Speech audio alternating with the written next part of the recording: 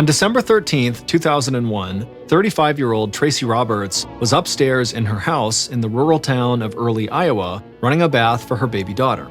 And as the water began to fill the tub, Tracey heard the front door open downstairs. Tracey assumed it had to be her husband getting home early from a trip, so she scooped the baby up and headed into the hall and over to the top of the stairs to call down to him and say hello. But when she got to the top of the stairs and looked down to the first floor, it was not her husband who had just come in the house. Instead, it was two people who she didn't recognize, and the moment she saw them, they looked up at her and began charging up the stairs after her. Within minutes, 2 guns would be fired, and at least one person would be dead. But the mystery of what actually happened that night and why would take nearly a decade to solve. But before we get into that story, if you're a fan of the strange, dark, and mysterious delivered in story format, then you've come to the right podcast because that's all we do, and we upload twice a week, once on Monday and once on Thursday. So if that's of interest to you, please invite the Amazon Music follow button over for a nice spaghetti dinner, but make them eat it with a spoon. Okay, let's get into today's story.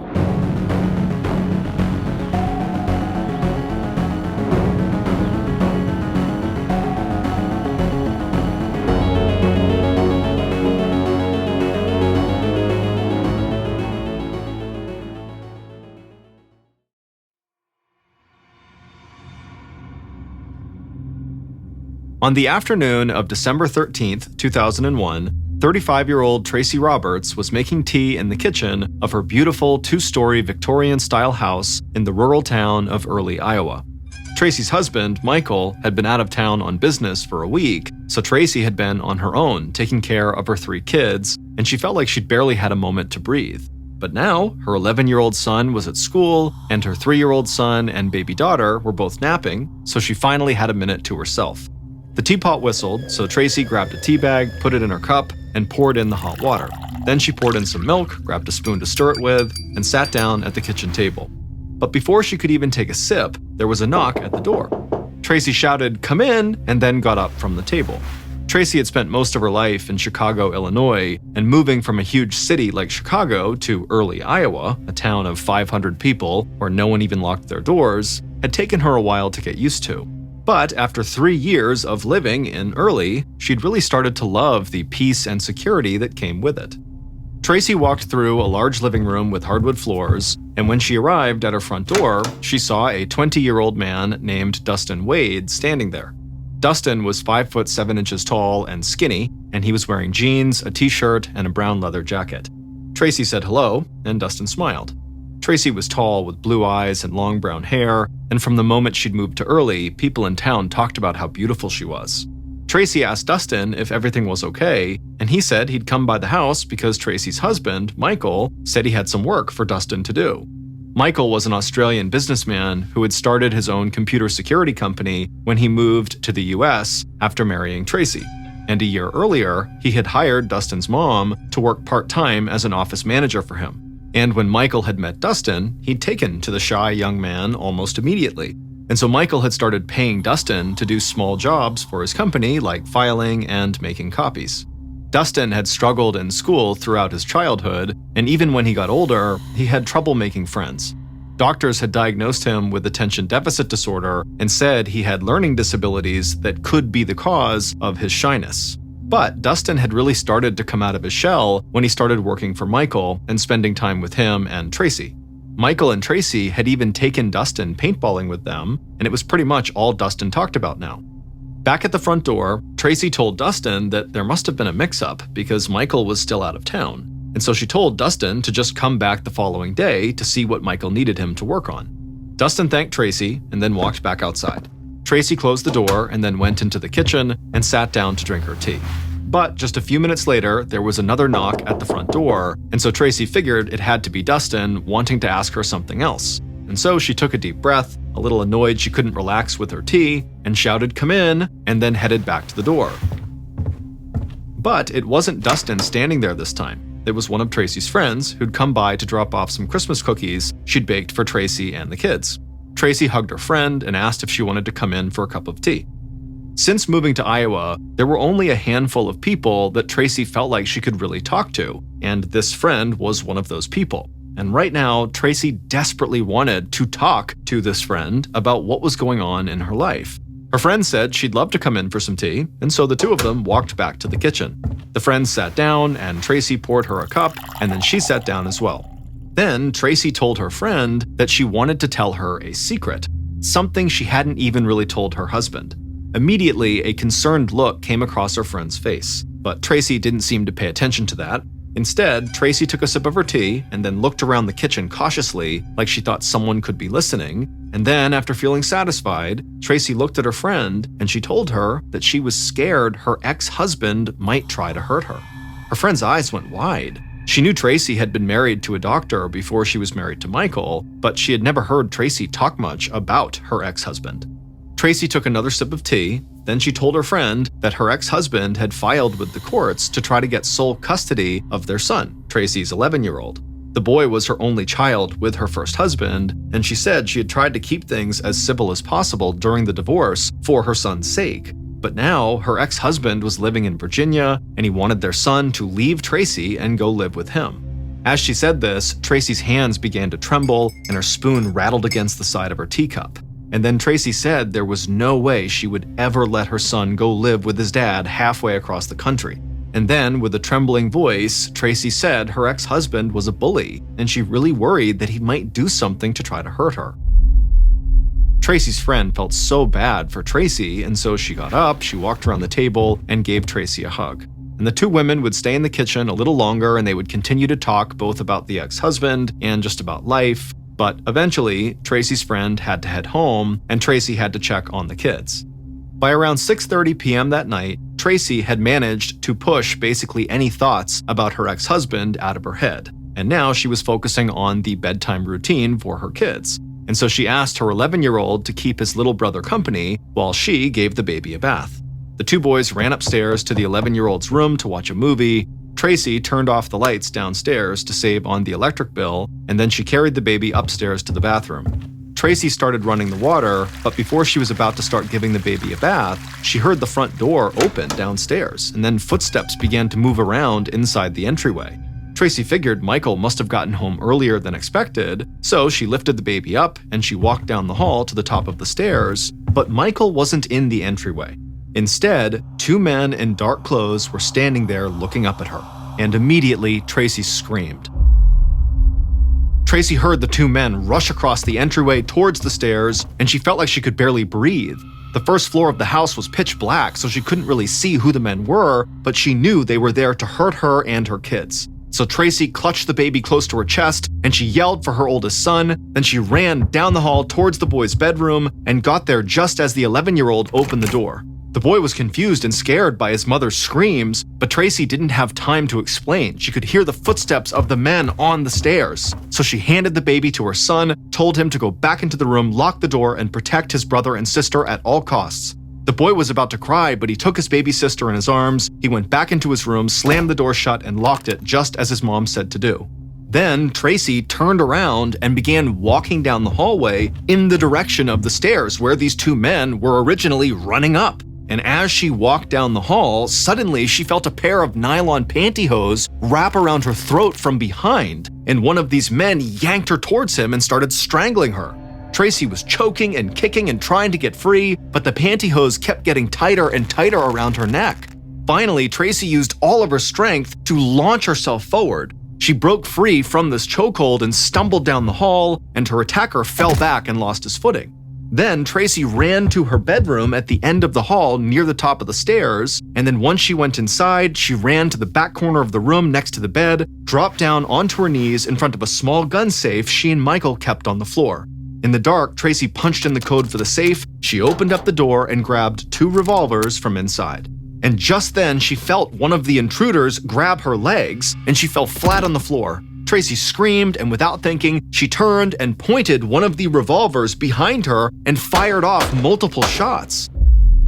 The gunfire flashed in the dark and smoke began to fill the room. She heard the man who was holding her legs start to groan in pain and crumple onto the floor. And she heard the other man run out of the room, down the stairs, and out the front door.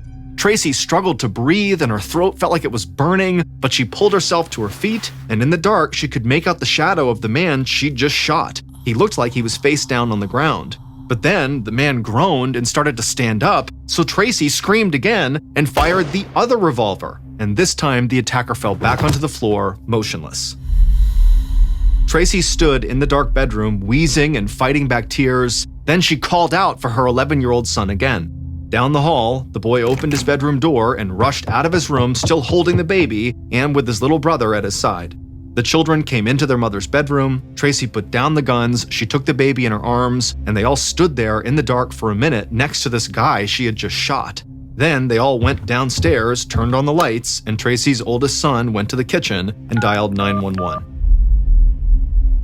Around 7:15 p.m., a few minutes after the 911 call was placed, Deputy Daniel Brusher of the Sac County Sheriff's Office was driving in his cruiser outside of Early, Iowa, when he got an urgent call from the dispatcher. She said there'd been a shooting in Early, but the caller had been a young boy, and she couldn't get that many details. All she knew was that 2 men had attacked the boy's mother, and the mother had managed to shoot one of the attackers. Deputy Brusher said he was on his way and told her to make sure if the ambulance got there before him that nobody went inside until police had cleared the area, because for all he knew, there might still be a shooter inside of the house. Then Brusher flipped on his sirens, hit the gas, and sped down a country road toward Tracey's house. On his way, he called for backup from the sheriff's department, local Early police, and the state police. And about 10 minutes later, he arrived outside the beautiful Victorian-style home, turned off the sirens, and parked his car on the driveway behind an old white sedan. An ambulance was parked nearby, but the EMTs had heeded his warning and had not gone inside yet. Deputy Brusher took a deep breath. This type of call was not something he was used to. Break-ins and shootings just did not happen in Early. So he was nervous. But he knew at least one child, the boy who had called 911, was inside the house, so he needed to act fast and get the child to safety. Brusher stepped out of his car and felt the cold winter air against his face.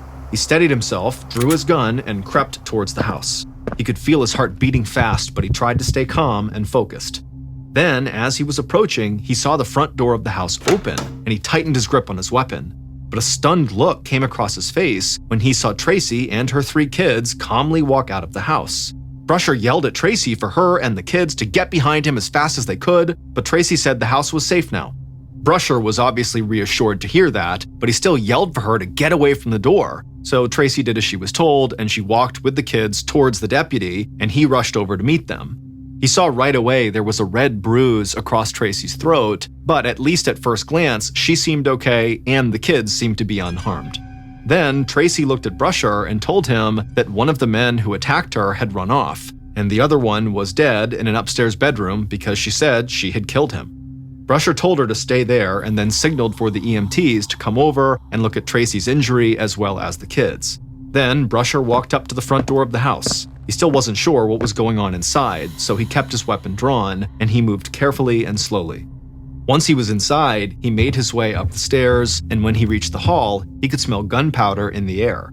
And as he got closer to Tracey's bedroom, the smell got stronger. Brusher stepped into her bedroom and flipped on the light, and on the ground, he saw a man lying on his chest with his face slightly turned out.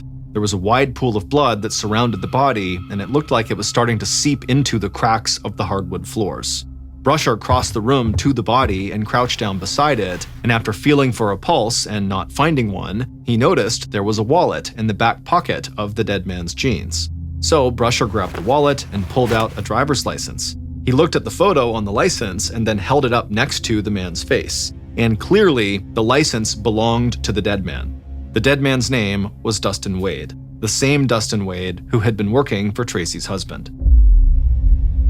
The scene in the bedroom totally shocked Deputy Brusher. The amount of blood on the floor and the multiple bullet wounds on the body were beyond anything he'd seen before. But he shook it off because he had work to do.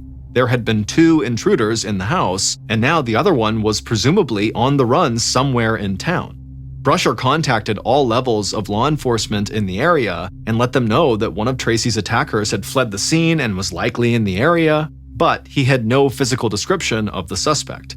Then Brusher walked out of the bedroom, headed downstairs, and stepped outside. He walked over to one of the EMTs on the scene and asked if the kids were okay, and the EMT said none of them had been injured, at which point Brusher let out a sigh of relief. Members of the medical team were still looking over the wound on Tracey's throat, but during their medical exam, she was still able to give Brusher a more detailed account of what had happened. But when Tracey said she was still having trouble breathing, the EMTs said they needed to get her to the hospital to make sure she hadn't suffered any internal damage when she was being strangled. So Brusher told Tracey once she was feeling up to it, the police would follow up with her. Tracey thanked him, and then she and the kids got into an ambulance and headed to the hospital. At this point, members of multiple law enforcement agencies were arriving on the scene, and forensics and ballistics headed inside and got to work assessing the evidence in the upstairs bedroom where Dustin had been shot and killed. And while they did that, Brusher and officers from the sheriff's department walked the grounds to see if there were any clues that might lead them to the second attacker.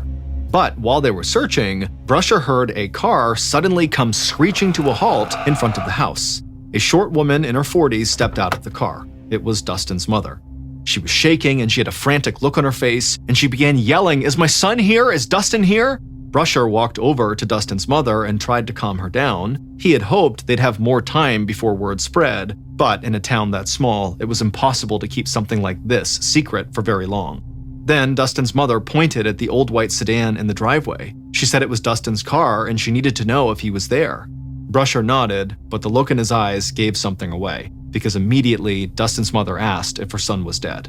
And in a soft voice, Brusher said, yes. Dustin's mother started sobbing and wailing, and her head fell on Brusher's shoulder, and through tears, she asked if she could go inside and hold him. Brusher felt sick. No matter what had happened in that bedroom, he couldn't imagine the pain this mother was going through right now. He put his hands on her shoulders and told her he was so sorry, but she could not go inside. Then he helped her back to her car and told her that the best thing she could do right now was just go home and he would come talk to her as soon as he could. As Brusher was speaking to Dustin's mother, one of the local early police officers who knew Dustin's mother came over to talk to her as well, and after a few minutes, they had convinced her to head back home. Watching the devastated mother drive off into the night made Brusher feel like he'd stepped into another world. How could something like this have happened? Why would a young man like Dustin attack a woman in her home while she was there with her 3 young kids? Brusher hoped he could find some answers in Dustin's car, so he walked over to the white sedan. The driver's side door was unlocked, and when they opened it and looked inside, Brusher saw a pink spiral notebook in the passenger seat. He reached across the car, grabbed the notebook, opened it, and started reading, and a look of complete shock came across his face. The handwriting was sloppy, but Brusher could still make out what was written on the first page. Dustin had written out a confession saying he was going to go kill Tracey, but the attack wasn't personal. Instead, Dustin had written that he was going to murder Tracey because her ex-husband had paid him to do it.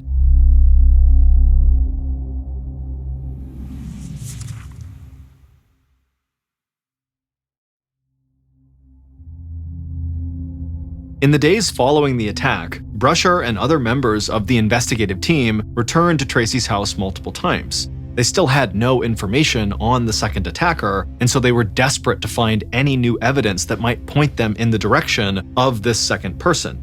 And when Tracey came home from the hospital, she tried to give police as many details as she could about what had happened, including trying to describe this second person, but it had been dark downstairs and dark in her bedroom, and everything had happened so fast that all she could say about the second attacker was that she thought he was maybe average height and had brown hair. That description wasn't much for police to go on, so Brusher asked Tracey about her relationship with her ex-husband. And as soon as the ex-husband came up, Tracey's entire demeanor changed. She told police about their ongoing ugly custody battle, and she said when they were married, he used to get violent with her and their son. And so after interviewing Tracey, Brusher felt like that pink notebook with the confession by Dustin was the piece of evidence that could break the entire case open, because there was direct reference to Tracey's ex-husband having set up the attempted murder, and now hearing from Tracey about this custody battle, Brusher felt like that could be the ex-husband's motive for wanting to kill Tracey. But before going after Tracey's ex-husband, who lived halfway across the country, Brusher had to make sure Dustin had really written the words in the pink notebook. So on December 18th, 5 days after the attack on Tracey, Brusher and other members of the investigative team headed to Dustin's house. They were greeted at the door and led inside by Dustin's very upset mother. The house was cold and dark. Brusher saw Dustin's father sitting in a chair, motionless and staring at the floor, and Dustin's 2 younger sisters were sitting on the couch, and it was obvious they'd been crying. Brusher apologized for bothering the family, but he said he needed their help figuring out if a note he had found was actually in Dustin's handwriting. Dustin's mother said she could help, and so she led Brusher and the others through the first floor of the house to a door that led to the basement. Then she opened that door, flipped on the light, and they began walking down a creaking staircase. And on the walk down, Brusher was thinking he had no idea what he was about to find. He wondered if Dustin had laid out plans for the attack that they would find, or if maybe Dustin had covered his walls with photos of Tracey. But when they stepped into the basement, Brusher saw that Dustin had converted it into a bedroom that any typical 20-year-old guy might have. Stacks of video games were on the floor in front of a TV, clothes were piled up in different spots, and there were a few books and video game magazines laying next to a computer. Dustin's mother looked around the room and stopped herself from crying in front of the officers. Then she crouched down and dug through a stack of papers and found a couple of pages that were filled with writing Dustin had done in high school, and she handed it to Brusher. He thanked her and then told her some of the other officers needed to check Dustin's computer to see if they could find out anything more about this home invasion, and she said she understood. And then, with just one glance at Dustin's school papers, it was obvious to Brusher that the handwriting matched the handwriting in the pink notebook where Dustin had claimed Tracey's ex-husband had hired him to kill Tracey. So the pink notebook looked like it was going to lead right to the man behind the attack, Tracey's ex-husband, and police hoped that would then lead them to the second attacker who had gotten away. But because Tracey's ex-husband lived in Virginia, investigating him was going to take some work. So law enforcement in Iowa coordinated with local and state agencies in Virginia to conduct a thorough investigation into Tracey's ex-husband that included interviews and searches of his computer and phone data, correspondence, and financial transactions. But nothing they found showed any connection between Tracey's ex-husband and Dustin. And searches of Dustin's computer and phone records didn't reveal any connection either. So no matter how investigators looked at it, there really was no evidence other than the entry in the pink notebook that suggested Dustin and Tracey's ex-husband even knew each other. And by the time the initial investigation into Tracey's ex-husband concluded, Brusher had been on the case for over a month, and he felt like he'd already hit a dead end. Police still had no legitimate lead on the second attacker, and their hopes that Tracey's ex would prove to be the man who had arranged everything had kind of fallen apart. But despite all that, nobody, including Brusher, believed that Dustin had planned the home invasion and Tracey's attempted murder on his own. They just didn't think he had the intellect or the personality to do something like that. So they needed to find out who had gotten Dustin involved and set this attack in motion. And then, in late January of 2002, about a month after Dustin died, the investigators had a simple thought. What if they were focusing on the wrong husband? Instead of Tracey's ex, what if they needed to look more closely at the person she was currently married to, the Australian businessman Michael Roberts? Right after the attack on Tracey, her husband Michael had been considered a suspect because when something like this happens, spouses are almost always suspects. But the discovery of the pink notebook had quickly shifted the investigation's focus to Tracey's ex-husband, and so Michael had not been a priority in late December of 2001 or in January of 2002. But now, with the investigation into Tracey's ex-husband going nowhere, investigators started digging deeper into Michael's background, and they found a lot of red flags. It turned out that Michael and Tracey had met through an online dating site when Michael was still living in Australia. And just 18 days after they had met, Tracey had flown to Australia and they had gotten married. And soon after the wedding, Michael had moved to the United States to be with Tracey, and they had moved to Early, Iowa together, where Michael set up his computer security business. And it was Michael's company and financial situation that really jumped out at Brusher. Because despite Michael's claims that he was this wealthy international businessman, investigators discovered that his computer security company was actually failing and Michael was facing possible financial ruin. But it looked to police like Michael had a very morbid way out of his financial mess. if Tracey died, he would receive over $1 million from her life insurance policy. With this new information, Brusher contacted Michael and said he wanted Michael to come down to the sheriff's station and take a polygraph test, which is more commonly known as a lie detector test. Michael was not sure if he wanted to subject himself to that, but Brusher told him it would help police eliminate him as a suspect. So, on February 13th, 2002, 2 months after the attack on Tracey, Michael arrived at the sheriff's station. It was cold outside, but the second Michael stepped inside, he started sweating. Brusher met Michael, thanked him for coming, and then led him down a bright hallway into a small interrogation room where 2 men were waiting, a state police investigator and the polygraph examiner. The investigator got up and led Michael to a chair at a wooden table, and once Michael was seated, the polygraph examiner approached him and ran a Velcro strap across Michael's chest and then another one across his stomach. These were steps in setting up the polygraph test. And as he was getting set up, Michael continued to sweat profusely, but smiled politely at the examiner. Then the examiner wrapped a blood pressure cuff around Michael's right upper arm and connected 2 small metal finger plates to his index and ring fingers on his left hand. The examiner explained that all of these tools were used to monitor Michael's blood pressure, breathing, and sweat gland activity. Michael gave out a little laugh when the examiner brought up the sweat gland activity because Michael at this point was basically drenched in sweat. The examiner went to a separate table to monitor the test results on his computer, and then at this point, the investigator sat down across from Michael. The investigator smiled and then, in a friendly voice, reminded Michael to just answer the questions truthfully to the best of his knowledge. They checked to make sure the polygraph machine was working, and then the investigator launched into a series of questions about the night Tracey was attacked. He asked Michael about his relationship with his wife, his relationship with the dead man Dustin, and about his work and financial situation. The investigator's voice remained calm and steady throughout the questioning, but Michael struggled with some of the questions about the night of the attack, like he couldn't think straight. And as the test went on, Michael began acting more and more uncomfortable and the sweat kept pouring down his face. Finally, the investigator smiled again and thanked Michael for his help, and the examiner walked over to Michael and removed the straps, the blood pressure cuff, and the finger plates. Then they told Michael his test was over and he was free to go, and Brusher met him outside of the room and walked him back through the sheriff's station.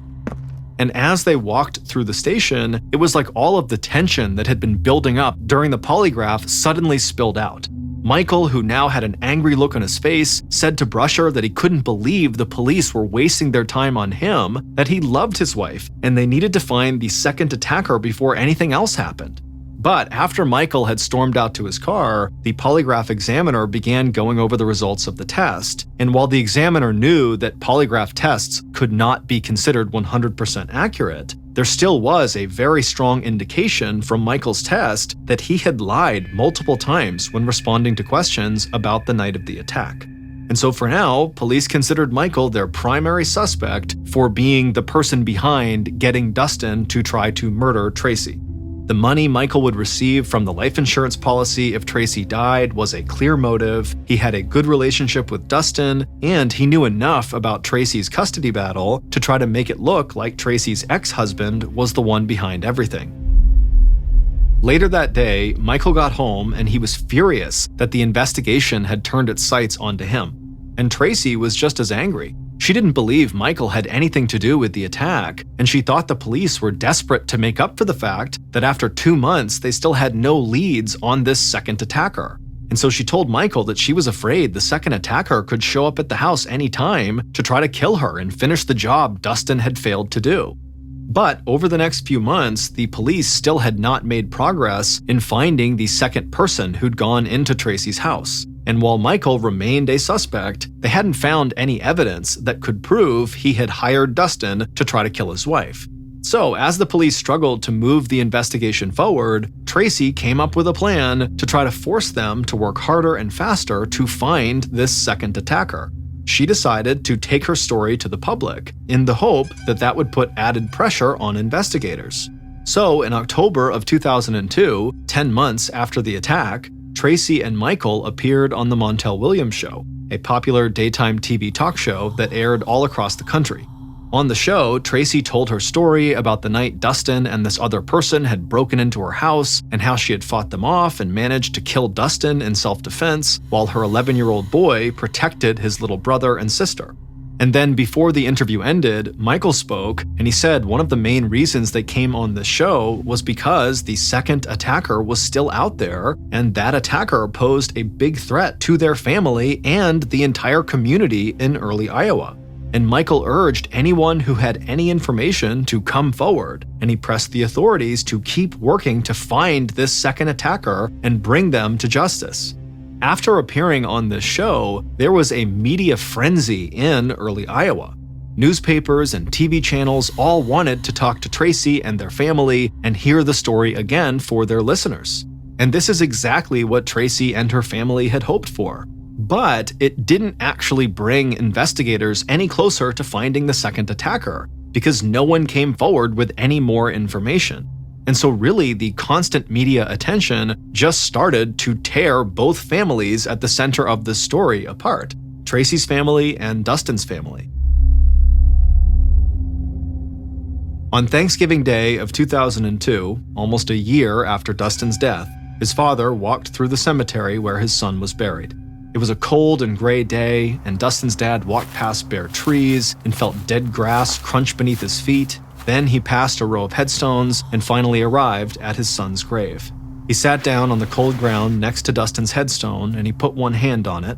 Then he took a breath, reached into his pocket with the other hand, pulled out a revolver, pressed the barrel against his chest, and fired. Dustin's father died on his son's grave, and he left behind a note saying he had cried every day since his son's death. And not long after Dustin's father took his own life, people in town started to wonder if Tracey and Michael had pushed things too far by going on a national TV talk show and had driven Dustin's father to take his own life. And when the town of early Iowa started to turn against Tracey and Michael started fighting all the time. And the fighting got even worse in the summer of 2003 when it became clear that investigators had all but given up on finding the second attacker, and the case seemed like it was going to go cold. And so, not long after that, Michael and Tracey got divorced, and Tracey left early Iowa with her kids, hoping she could put everything that had happened behind her. With Tracey gone, Deputy Brusher knew the case was no longer a priority, and that even if it remained open, the case files would likely just sit in a drawer somewhere collecting dust. And for years, Brusher would be right. Fast forward to the end of 2008, 7 years after Dustin's death. Detective Trent Valletta of Iowa's Division of Criminal Investigation was sitting at his desk looking at crime scene photos of Dustin Wade lying dead in Tracey's bedroom. Part of Valletta's job was to review cold cases. Cold cases are those that remain open but likely cannot move forward without the discovery of new evidence. And the cold case involving Dustin and Tracey, which hadn't progressed in years, occupied most of Valletta's time and energy. Because when he reviewed the files, there were several things he just could not shake. He didn't understand why there was absolutely no information about the supposed puppet master behind Dustin and this other phantom second attacker, or why Michael had seemingly been dropped as a suspect without any definitive proof that he really wasn't involved. And the more Valletta studied the crime scene photos, autopsy report, interviews, and the pink spiral notebook found in Dustin's car, the more he felt like evidence had been overlooked and that the case really needed to be closely re-examined. But Valletta knew he would need to have something far more concrete than just his feelings about the case to get the resources and manpower needed to remount a full investigation. And so, in early 2009, a couple of months after Valletta had begun looking back into this case, Valletta reached out to an Iowa State Police detective who he trusted. The guy was a former Navy SEAL, an expert marksman, and was known for catching things at crime scenes that others might miss. And when this detective dug into the case files to help Valletta, something jumped out to him right away. And what he saw would give Valletta enough new information to convince his bosses to fully reopen and reinvestigate this case.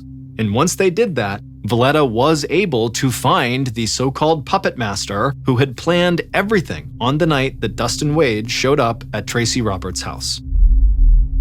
Based on new information discovered after Valletta and the other detectives started reviewing the case, evidence found at the crime scene, and interviews conducted throughout the investigation, here is a reconstruction of what police believe actually happened on the night Dustin Wade died, December 13th, 2001. On the evening of December 13th, Dustin pulled his white sedan into the driveway of a home in a suburban neighborhood. He stepped out of the car, walked up to the front door, and knocked. A moment later, he heard the sound of the puppet master calling for him to come inside. And so Dustin opened the door, stepped inside, and he was immediately greeted by the puppet master who was smiling at him. Before Dustin could say anything, the puppet master asked Dustin if he wouldn't mind writing a few things down for them. Dustin said no problem, and he followed the puppet master into the kitchen and sat down at the table. And as soon as he was seated, the puppet master handed him a pink notebook along with a pen and told him to write down everything they said. And so Dustin just did as he was told. He wrote down everything the puppet master said. And when Dustin was finished, he asked the puppet master if there was any other work they needed from him. And the puppet master said yes, actually there was something they wanted to show him that was in the upstairs bedroom. And so the puppet master got up and told Dustin to follow them, and Dustin did just that. Once they got upstairs, the puppet master led Dustin into a bedroom, and while Dustin was standing near the door of the bedroom, the puppet master walked around the bed and crouched down out of Dustin's view for a second. And so Dustin just stood there waiting to see whatever it was the puppet master wanted to show him. Then suddenly, the puppet master stood up, turned around, and pointed 2 guns directly at Dustin. And before Dustin could figure out what was happening, the puppet master fired multiple shots at him. One of the bullets hit Dustin in the stomach and he began to stumble backwards, and then when he turned to run out into the hallway, the puppet master shot him again in the arm. Dustin cried out for help, but the puppet master kept on shooting and put another round into his back, which caused Dustin to fall to the ground onto his chest. At this point, Dustin was barely breathing and a huge pool of blood was forming all around his body. The puppet master, who by this point had stopped shooting, took a few steps forward and stood directly over Dustin. They aimed one of their guns at the back of his head and fired 4 more shots, killing Dustin. Then the puppet master put the guns down, ran out of the bedroom, flew down the stairs, and rushed to the kitchen. They picked up the pink spiral notebook they had given Dustin to write in and ran to the front of the house. They threw the front door open, stepped out into the cold winter air, and walked over to the driveway where Dustin's car was parked. They opened the unlocked driver's side door, reached across, and placed the pink notebook on the seat. Then the puppet master calmly walked back inside, headed upstairs to the bedroom, and yelled for their children to get help. It would turn out there had never been a home invasion or an attack on Tracey Roberts by Dustin and some unknown second attacker. In truth, the puppet master was Tracey, and she had killed Dustin in cold blood, and almost everything she had told the police was a lie. Tracey had set up the entire thing. She knew Dustin would be easy to manipulate, and so on the promise of giving him some extra work for some money he could use to buy more video games, she had lured Dustin to her house and then tricked him into writing a fake confession in that pink notebook. Then she murdered Dustin and then wrapped pantyhose around her own neck to give herself an injury, and then she tried to frame her ex-husband for hiring Dustin to kill her so she could win the custody battle for her son. And it was the former Navy SEAL who had pointed out to Valletta that the crime scene photos didn't match with Tracey's story. She said she had been attacked in the dark and was wildly firing her gun behind her, and then also shooting at a shadow of her attacker as he tried to get up off the floor. The former Navy SEAL said that it would have been impossible for someone even with his level of expertise in firearms to create the gunshot pattern found on Dustin's body while struggling and firing blind. And he told Valletta he was certain that the multiple shots to the back of Dustin's head had been made with the light on and with the shooter standing directly over Dustin with a clear view of their target. And once Valletta had that information, he was able to convince his bosses to let him reinvestigate the case. And it turned out that when he tracked Tracey Roberts down, she was living under a new name in Ohio, she was using a British passport she'd obtained with forged documents, and she was presenting herself to some people as a London socialite, and even using a fake British accent. Once Valletta met with Tracey, her story about the home invasion unraveled quickly. Valletta discovered discrepancies in different interviews she'd given to the police, to the newspapers, and on the Montel Williams show. And eventually, her second ex-husband, Michael, admitted that he had never fully believed Tracey's version of events, and that was probably why it seemed like he was lying during his polygraph test. And with Michael and others who had been close to Tracey now helping police, they were able to get enough evidence to finally arrest Tracey for Dustin's murder. Tracey would be convicted and sentenced to life in prison.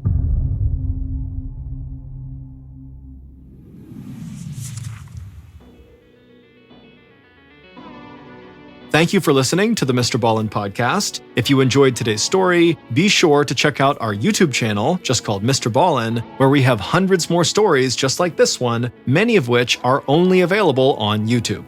So that's going to do it. I really appreciate your support. Until next time, see ya.